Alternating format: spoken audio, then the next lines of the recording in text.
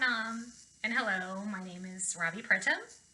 You also know me as Kara, and I am going to share some tips with you today on how to start a home meditation practice.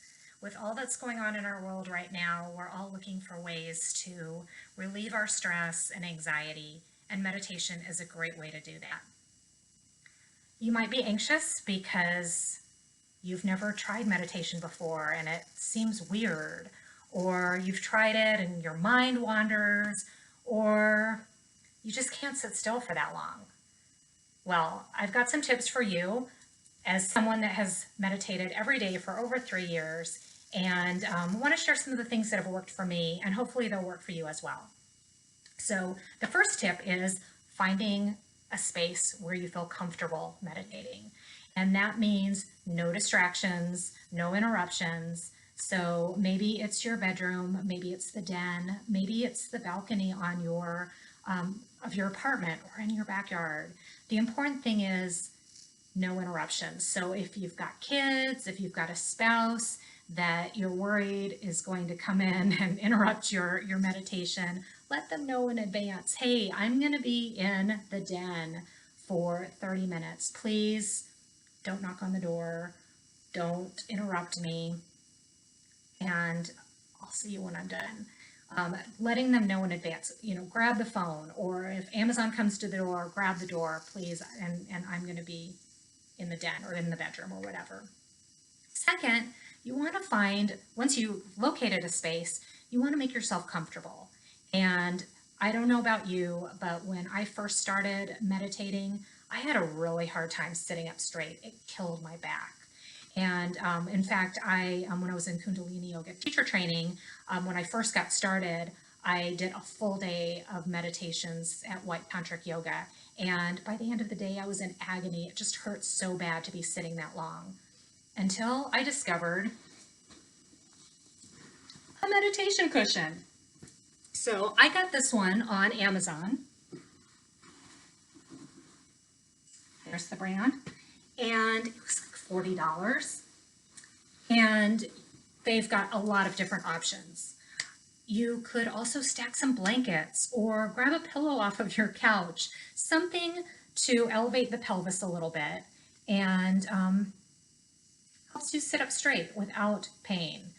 Sometimes I will push this up against a wall and lean up against the wall a little bit, or the side of the bed. You can also sit in a chair. The important thing is to sit up straight and just be comfortable. Next, you might be wondering, well, where do I find meditations? I don't want to just sit and go, Om. Well, you could, but there's so many different options out there. There's apps. In fact, my favorite app is called Insight Timer. It's INSIGHT, I think. And they have thousands of guided meditations for everything, for stress relief, for losing weight, for stopping smoking, you name it, there's a meditation for it. You could also look on YouTube, Google it. My favorite meditations are from Kundalini Yoga and meditation. I practice it, I teach it, and there are, again, thousands of meditations. And the reason why I like them is because you're doing something. You might be doing some specified breath work. You might be repeating a mantra. You might be chanting. You might be moving your arms.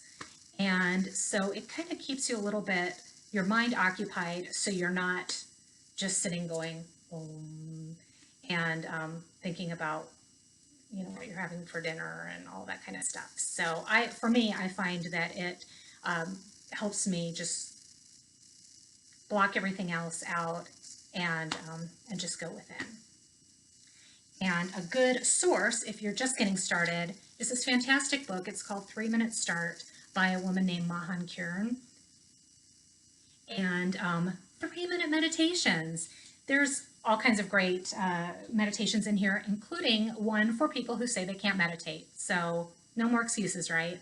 And you can, of course, do these for longer than 3 minutes, but they're great if you're working from home and maybe have a stressful job or just need a break from the kids for a few minutes. 3 minutes, come on. Everyone can do 3 minutes. So next you might be saying, okay, well, I do these meditations or I've tried it before and my mind wanders. What do I do? You know what? If your mind wanders, it's okay. Acknowledge it, acknowledge the thought, and then just let it go.